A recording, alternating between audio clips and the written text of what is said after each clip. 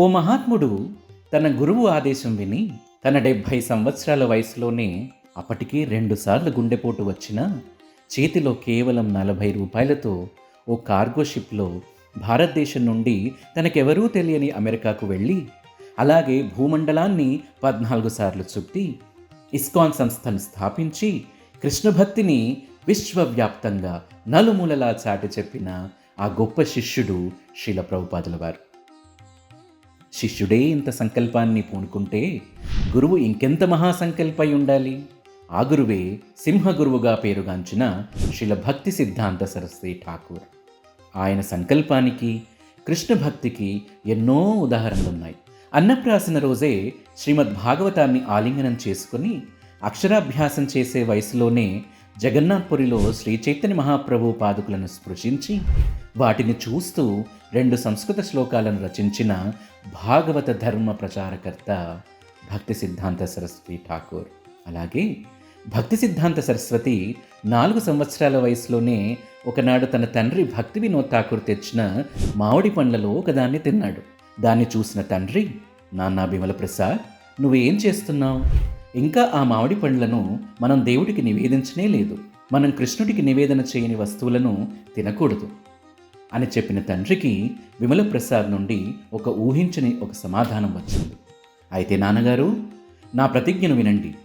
నేను కృష్ణుడికి నివేదించకుండా మామిడి పండ్లను తిని మహా అపరాధం చేశాను. కాబట్టి నేను ఇప్పటి నుండి నా జీవన పర్యంతం మామిడి పండ్లను తినను అని శపథం చేసి వారి కైవల్యం వరకు వాటిని ముట్టని నిష్ఠా గరిష్ఠుడు శ్రీల భక్తి సిద్ధాంత సరస్వతి ఠాకూర్. అలాగే 7 సంవత్సరాల వయసులోనే భగవద్గీతలోని మొత్తం 700 శ్లోకాలను కంఠస్థం చేసి అర్థం చేసుకోగలిగి సంస్కృత వ్యాకరణంతో పాటు బ్రిటిష్ వారు కూడా డిక్షనరీలో వెతుక్కునే ఇంగ్లీష్ మాట్లాడగల విజ్ఞాన సర్వస్వము అని పిలువబడే భక్తి సిద్ధాంత తన తండ్రి కోరిక మేరకు నిరక్షరాస్యుడు అయిన ఆత్మజ్ఞానం కలిగి పరమకృష్ణ భక్తుడైన శ్రీల గౌరకిషోర్ దాస్ బాబాజీ మహారాజ్ వద్దకు వెళ్ళి దీక్ష కోరారు. బాబాజీ మహారాజ్ తన అత్యున్నత వైరాగ్యముతో ఒంటరిగా భక్తి సాధనలోనే తన జీవితాన్ని గడిపేవారు. ఆయన ఎవరికీ దీక్ష ఇవ్వనని శపథం చేశారు. కానీ భక్తి సిద్ధాంత సరస్వతి ఠాకూర్ పలుమార్లు వేడుకునేవారు.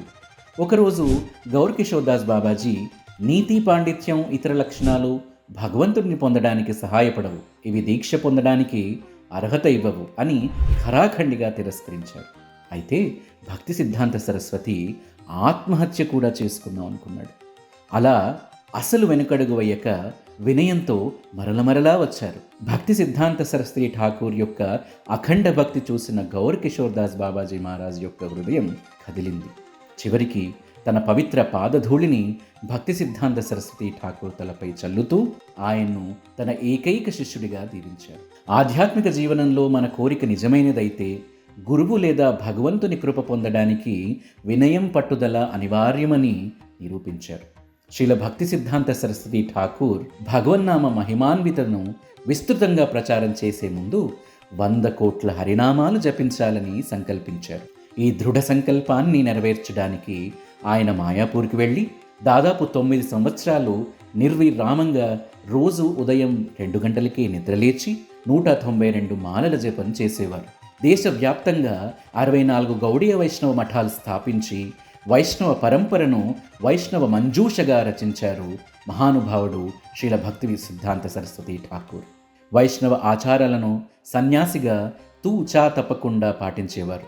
ఇతరుల పట్ల శిష్యుల పట్ల కూడా ఎంతో మర్యాదపూర్వకంగా వినయంగా నేను మీ అందరికీ సేవకుణ్ణి అని చెప్పేవారు. గోలోక బృందావనంలో రాధా గోవిందుల సేవ చేసే నయనమయ మంజరి భక్తి సిద్ధాంతగా అవతారం తీసుకుని తన జీవితాన్నే కృష్ణ భక్తికి ఉదాహరణంగా చూపించారు భక్తి సిద్ధాంత సరస్వతి. తన తండ్రి కోరిక మేరకు విష్ణు ఇచ్చిన కెరటంగా ద రే ఆఫ్ విష్ణుగా పిలువబడి చరిత్రలో లిఖించబడ్డారు.